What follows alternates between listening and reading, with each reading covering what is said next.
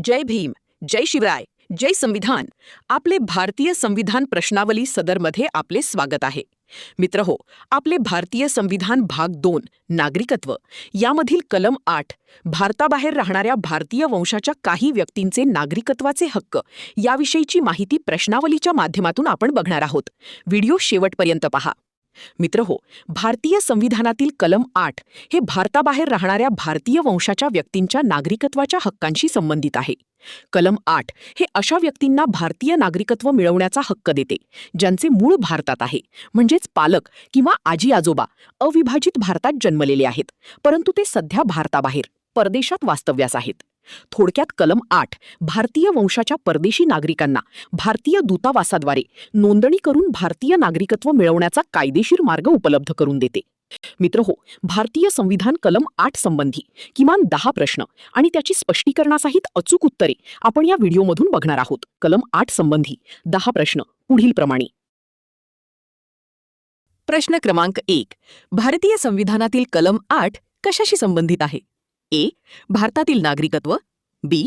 भारताबाहेरील भारतीय वंशाच्या लोकांचे नागरिकत्व. सी. स्थलांतरितांचे अधिकार. डी. मतदानाचा अधिकार.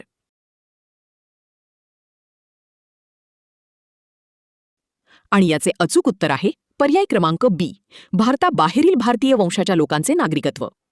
भारतीय संविधानातील कलम 8 नुसार जे लोक भारताबाहेर राहतात पण त्यांचे पूर्वज भारतात जन्मलेले आहेत, भारतीय वंशाचे आहेत, अशा व्यक्तींना भारतीय नागरिकत्व मिळवण्याची संधी दिली आहे.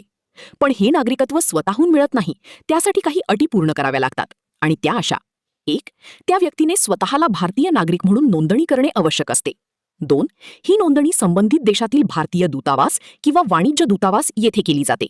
3. व्यक्तीने आपला भारतीय वंश सिद्ध करणे आवश्यक असते.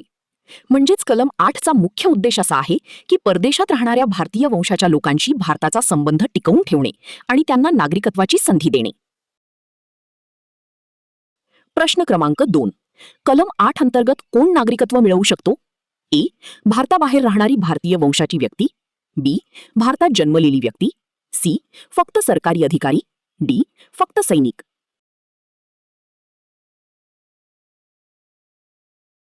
आणि याचे अचूक उत्तर आहे पर्याय क्रमांक ए. भारताबाहेर राहणारी भारतीय वंशाची व्यक्ती. भारतीय संविधान कलम 8 अंतर्गत भारताबाहेर राहणाऱ्या भारतीय वंशाच्या व्यक्ती ज्यांचे आई वडील किंवा आजी आजोबा भारतात जन्मलेले आहेत, अशा व्यक्ती नागरिकत्व मिळवू शकतात. पण अट अशी की त्यांनी संबंधित देशातील भारतीय दूतावास किंवा वाणिज्य दूतावासात नोंदणी केलेली असावी. प्रश्न क्रमांक 3. भारतीय वंशाच्या व्यक्तीने नागरिकत्वासाठी कुठे अर्ज करावा लागतो? ए. भारतातील न्यायालयात. बी. ग्रामपंचायतीत. सी. संबंधित देशातील भारतीय दूतावास वाणिज्य दूतावास. डी. संसदेत.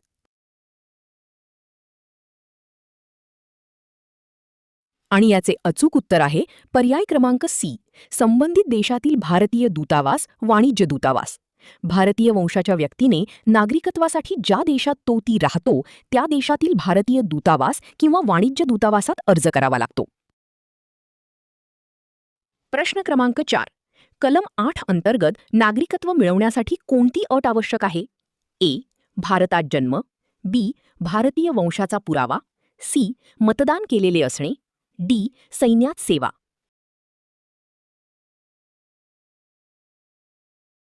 आणि याचे अचूक उत्तर आहे पर्याय क्रमांक बी. भारतीय वंशाचा पुरावा. कलम 8 अंतर्गत नागरिकत्व मिळवण्यासाठी मुख्य अट अशी की ती व्यक्ती भारतीय वंशाची असावी आणि तिने संबंधित देशातील भारतीय दूतावास वाणिज्य दूतावासात नोंदणी केलेली असावी. प्रश्न क्रमांक 5. कलम 8 अंतर्गत नागरिकत्व मिळवण्यासाठी कोणत्या ठिकाणी नोंदणी करते? ए. जिल्हाधिकारी कार्यालय. बी. सर्वोच्च न्यायालय. सी. भारतीय दूतावास. डी. राष्ट्रपती भवन.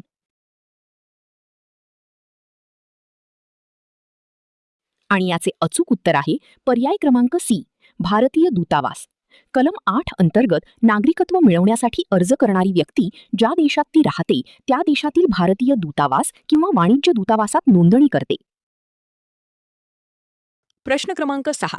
कलम 8 अंतर्गत नागरिकत्व देण्याचा अधिकार कोणाकडे आहे? ए. राज्य सरकार. बी. न्यायालय. सी. स्थानिक स्वराज्य संस्था. डी. भारत सरकार.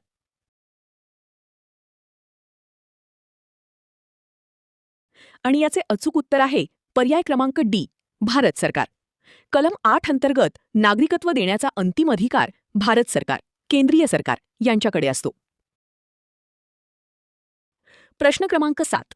खालीलपैकी कोण कलम 8 अंतर्गत पात्र नाही? ए. भारतीय वंशाचा परदेशात राहणारा व्यक्ती. बी. परदेशी नागरिक ज्याचा भारताशी संबंध नाही. सी. भारताबाहेर राहणारा भारतीय वंशाचा व्यक्ती. डी. भारतीय पालकांचा परदेशात जन्मलेला मुलगा.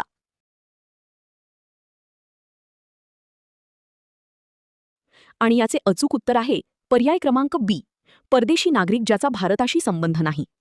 ज्यांचा भारतीय वंशाशी कोणताही संबंध नाही अशा परदेशी व्यक्ती कलम 8 अंतर्गत नागरिकत्वासाठी पात्र नाहीत. प्रश्न क्रमांक 8. कलम 8 अंतर्गत नागरिकत्व मिळवण्यासाठी कोणती प्रक्रिया आवश्यक आहे? ए. नोंदणी करणे. बी. निवडणूक लढवणे. सी. कर भरणे. डी. शिक्षण पूर्ण करणे.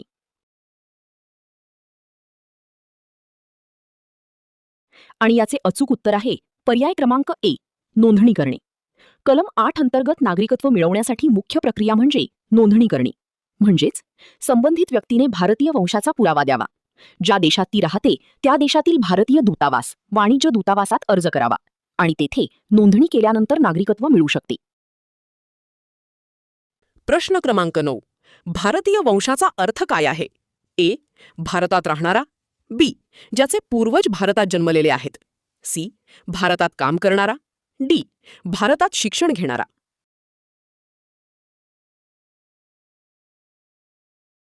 आणि याचे अचूक उत्तर आहे पर्याय क्रमांक बी, ज्याचे पूर्वज भारतात जन्मलेले आहेत.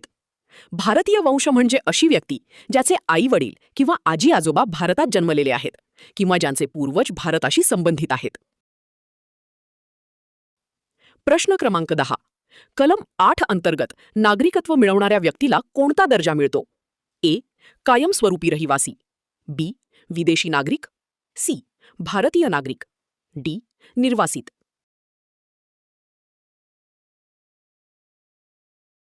आणि याचे अचूक उत्तर आहे पर्याय क्रमांक सी, भारतीय नागरिक.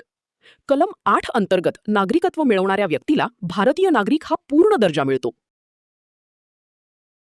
मित्रहो, आपले भारतीय संविधान भाग 2 नागरिकत्व यामधील कलम 8 भारताबाहेर राहणाऱ्या भारतीय वंशाच्या काही व्यक्तींचे नागरिकत्वाचे हक्क याविषयीची स्पष्टीकरणासहित माहिती आपण बघितली. त्याचप्रमाणे आपले भारतीय संविधान सदरच्या नेक्स्ट व्हिडिओमध्ये भारतीय संविधान भाग 2 नागरिकत्व यामधील कलम 9 स्वेच्छेने परकीय राज्याचे नागरिकत्व मिळणाऱ्या व्यक्ती नागरिक असणार नाहीत याची सविस्तर माहिती आपण प्रश्नावलीमधून पाहणार आहोत. व्हिडिओमधील माहिती आपणास कशी वाटली अवश्य कमेंट्स करून सांगा. व्हिडिओला लाईक करा, सबस्क्राईब करा. शिवाय वाचनीय आवड असणाऱ्या आपल्या सर्व मित्रबांधवांना शेअरही करा. जय भीम, जय संविधान.